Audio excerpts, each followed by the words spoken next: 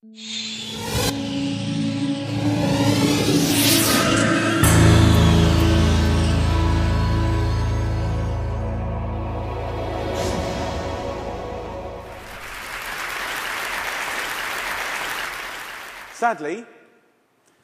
in the next 18 minutes when I do our chat, 4 Americans that are alive will be dead through the food that they eat. My name's Jamie Oliver. I'm 34 years old. I'm from Essex in England. And for the last 7 years, I've worked fairly tirelessly to save lives in my own way. I'm not a doctor. I'm a chef. I don't have expensive equipment or medicine. I use information, education. I profoundly believe that the power of food has a primal place in our homes that binds us to the best bits of life. We have an awful, awful reality right now. America, you're at the top of your game. This is one of the most unhealthy countries in the world. Can I please just see a raise of hands for how many of you have children in this room today? Please put your hands up. Aunties, uncles, you can continue to put your hands up. Aunties and uncles as well? Most of you. Okay. We, the adults of the last 4 generations, have blessed our children with the destiny of a shorter lifespan than their own parents. Your child will live a life 10 years younger than you because of the landscape of food that we've built around them. 2/3 of this room today in America are statistically overweight or obese. You lot, you're all right, but we'll get you eventually, don't worry. Right? The statistics of bad health are clear, very clear. We spend our lives being paranoid about death, murder, homicide, you name it. It's on the front page of every paper, CNN. Look at homicide at the bottom, for God's sake. Right?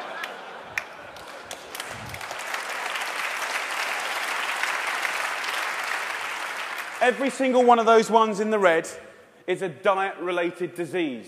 Any doctor, any specialist will tell you that. Fact. Diet-related disease is the biggest killer in the United States right now, here today. This is a global problem. It's a catastrophe. It's sweeping the world. England is right behind you, as usual.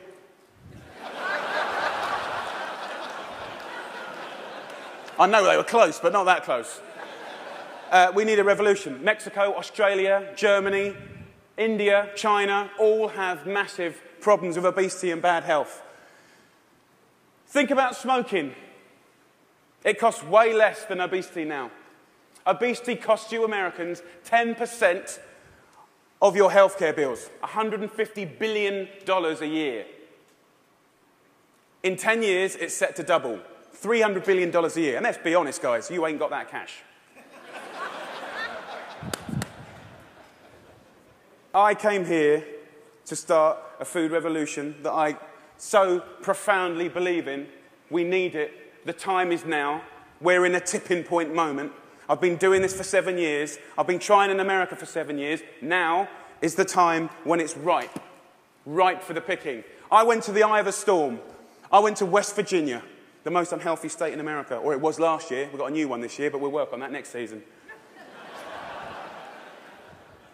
Huntington, West Virginia, beautiful town. I wanted to put heart and soul and people, your public, around the statistics that we've become so used to. I want to introduce you to some of the people that I care about. Your public, your children. I want to show a picture of my friend Brittany. She's 16 years old.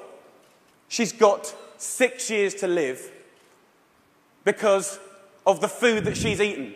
She's the 3rd generation of Americans that hasn't grown up in a food environment where they've been taught to cook at home or in school, or her mum, or her mum's mum.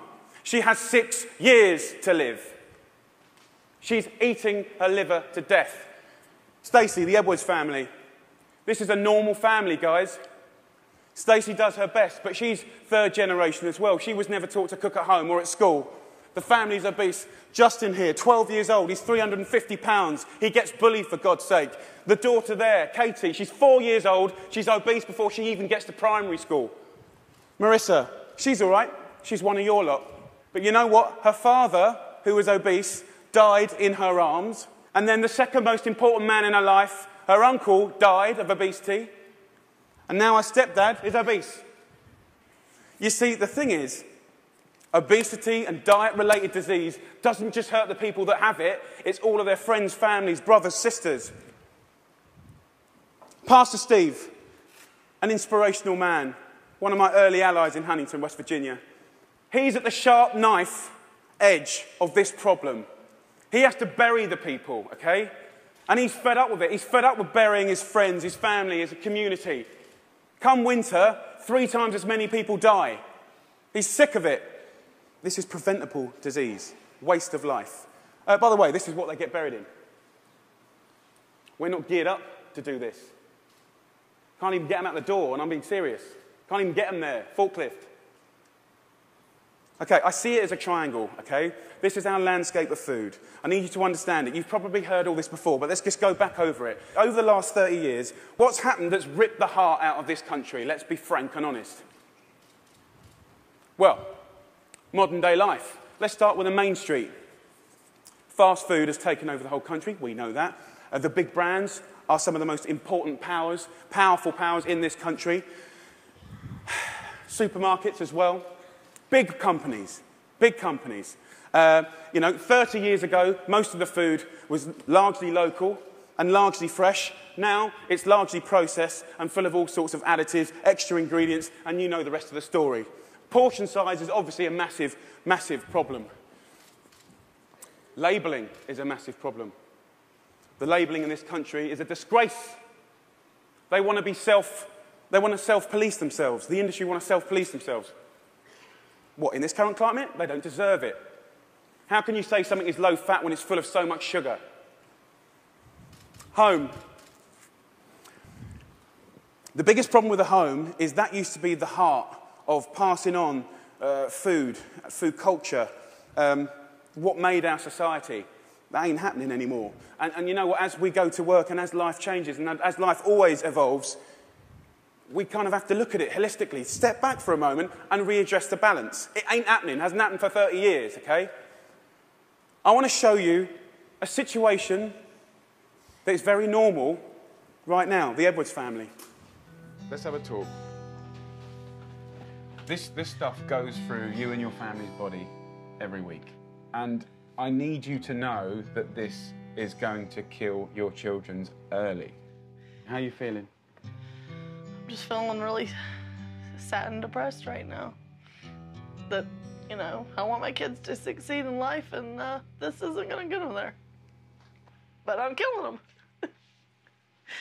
Yes, you are. You are. But we can stop that. Normal. Let's get on schools, something that I'm fairly much a specialist in. Okay, school. So what is school? Who invented it? What's the purpose of school? School was always invented to arm us with the tools to make us creative, be able to do wonderful things, make us earn a living, etc., etc., etc. It's been kind of in this sort of tight box for a long, long time, okay? But we haven't really evolved it to deal with the health catastrophes of America, okay? School food is something that most kids, 31 million a day actually, have twice a day, more than often, breakfast and lunch, 180 days of the year. So you could say that school food is quite important, really, judging the circumstances.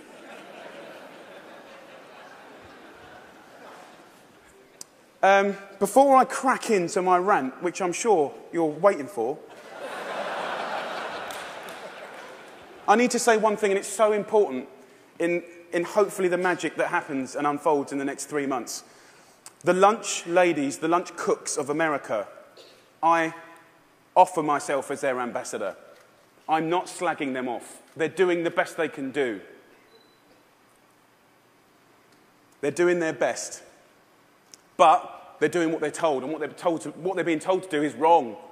The system is highly run by accountants. There's not enough or any food knowledgeable people in the business. There's a problem. If you're not a food expert and you've got tight budgets and it's getting tighter, then you can't be creative. You can't duck and dive and write different things around things. If you're an accountant and a box ticker, the only thing you can do in these circumstances is buy cheaper shit. Now, the reality is the food that your kids get every day is fast food. It's highly processed. There's not enough fresh food in there at all. You know, the amount of additives, E-numbers, ingredients you wouldn't believe. There's not enough veggies at all. French fries are considered a vegetable. Pizza for breakfast. They don't even get given crockery. Knives and forks, no, they're too dangerous. There's scissors in the classroom, but knives and forks, no. And the way I look at it is if you don't have knives and forks in your school, you're purely endorsing, from a state level, fast food, because it's handheld. And yes, by the way, it is fast food. It's sloppy joes, it's burgers, it's wieners, it's pizzas, it's all of that stuff. 10% of what we spend on healthcare, as I said earlier, is on obesity, and it's going to double. We're not teaching our kids. There's no statutory right to teach kids about food, elementary or secondary school, okay? We don't teach kids about food, right? And this is a little clip from an elementary school, which is very common in England. Who knows what this is? Potatoes. Potato? So you think these are potatoes? Do you know what that is? Do you know what that is? Broccoli. What about this? Our good old friend. Do you know what this is, honey? Celery. No. What do you think it is, darling? Onion. Onion, no. Immediately you get a really clear sense of, do the kids know anything about where food comes from? Who knows what that is? Pear. What do you think this is? I don't know. If the kids don't know what stuff is, then they will never eat it. Normal. England and America. England and America. Guess what fixed that? Guess what fixed that? 2 one-hour sessions. We've got to start teaching our kids about food in schools, period.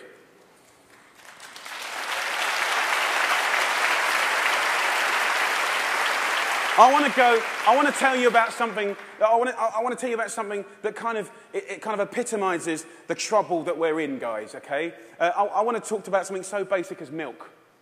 Every kid has the right to milk at school. Your kids will be having milk at school, breakfast and lunch, right? They'll be having 2 bottles, okay? And most kids do.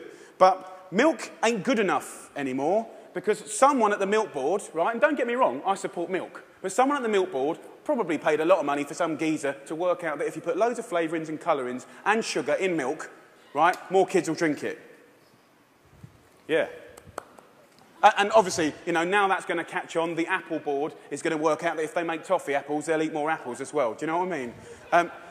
For me, there ain't no need to flavour the milk, okay? There's sugar in everything. I know the ins and outs of those ingredients. It's in everything. Even the milk hasn't escaped the kind of modern-day problems. There's our milk, there's our carton. In that is nearly as much sugar as one of your favourite cans of fizzy pop, and they're having 2 a day.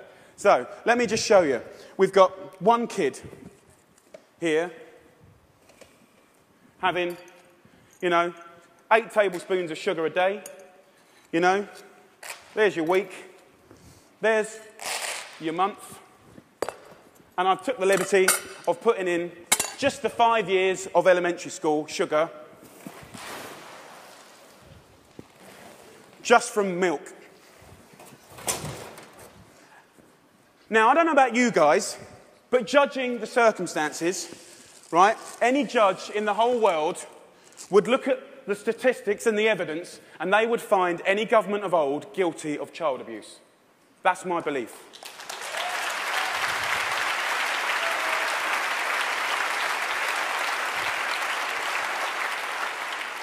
Now, if I came up here, and I wish I could come up here today, and hang a cure for AIDS or cancer, you'd be fighting and scrambling to get to me. All this bad news is preventable. That's the good news. It's very, very preventable. So let's just think about, we've got a problem here, we need to reboot. Okay, so in my world, what do we need to do? Here's the thing, right? It cannot just come from one source. To reboot and make real, tangible change, so that I can look you in the white of the eyes and say, in 10 years' time, the history of your children's lives, happiness, and let's not forget, you're clever if you eat well, you know, you're going to live longer, all of that stuff, it will look different, okay? So, supermarkets. Where else do you shop so religiously? Week in, week out. How much money do you spend in your life in a supermarket? Love them. They just sell us what we want. All right. They owe us to put a food ambassador in every major supermarket. They need to help us shop. They need to show us how to cook quick, tasty, seasonal meals for people that are busy. This is not expensive. It is done in some, and it needs to be done across the board in America soon and quick. The big brands, you know, the food brands, need to put food education at the heart of their businesses. I know, easier said than done. It's the future. It's the only way. Fast food. With the fast food industry, you know, it's very competitive. I've had loads of secret papers and dealings with fast food restaurants. I know how they do it. I mean, basically, they've weaned us on to these hits of sugar, salt, and fat, and X, Y, and Z, and everyone loves them, right? So these guys are going to be part of the solution, but we need to get the government to work with all of the fast food purveyors and the restaurant industry, and over a 5, 6, 7 year period, wean us off the extreme amounts of fat, sugar, fat, and all the other non-food ingredients. Now, also, back to the sort of big brands, labelling, I said earlier, is an absolute farce and has got to be sorted. Okay, school. Obviously, in schools, we owe it to them to make sure those 180 days of the year, from that little precious age of 4 to 18, 20, 24, whatever, they need to be cooked proper, fresh food from local girls on site, okay? There needs to be a new standard of fresh, proper food for your children. Yeah?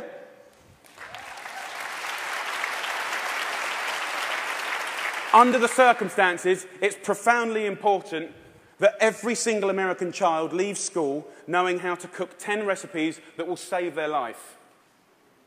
Life skills.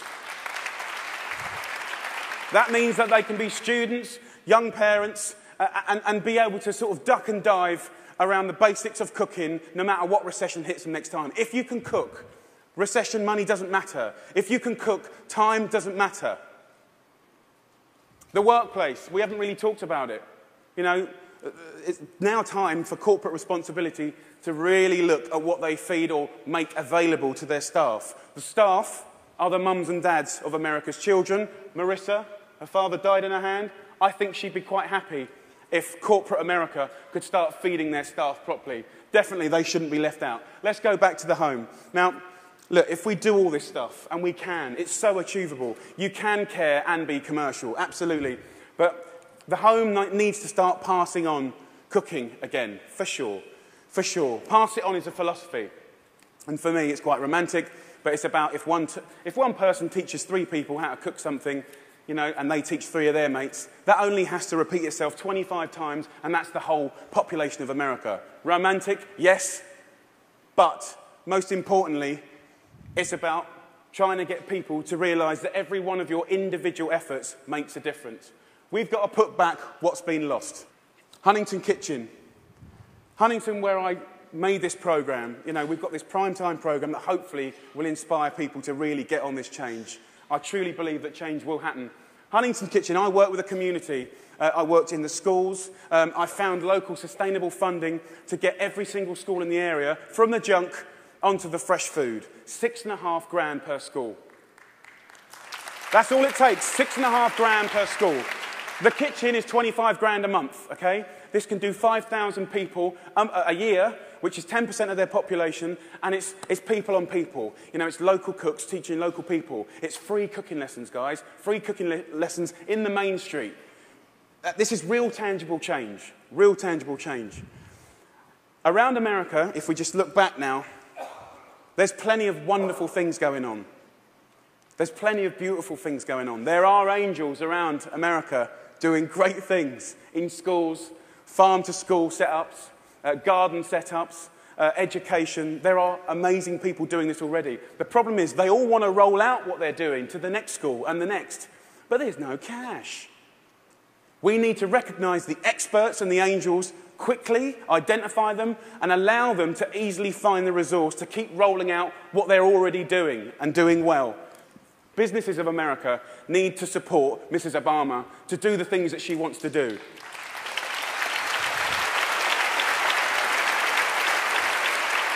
And look, I know it's weird having an English person standing here before you talking about all this. All I can say is I care. I'm a father, and I love this country. And I believe truly, actually, that if change can be made in this country, beautiful things will happen around the world. If America does it, I believe other people will follow. It's incredibly important.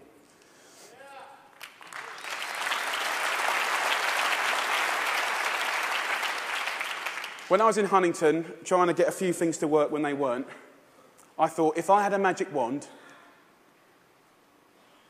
what would I do? And I thought, you know what, I'd just love to be put in front of some of the most amazing movers and shakers in America. And a month later, Ted phoned me up and gave me this award. I'm here. So my wish.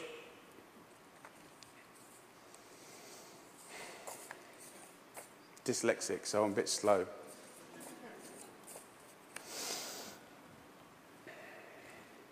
My wish is for you to help a strong, sustainable movement to educate every child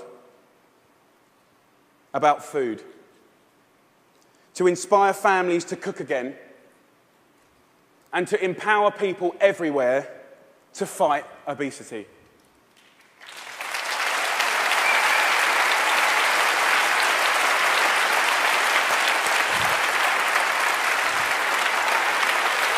Thank you.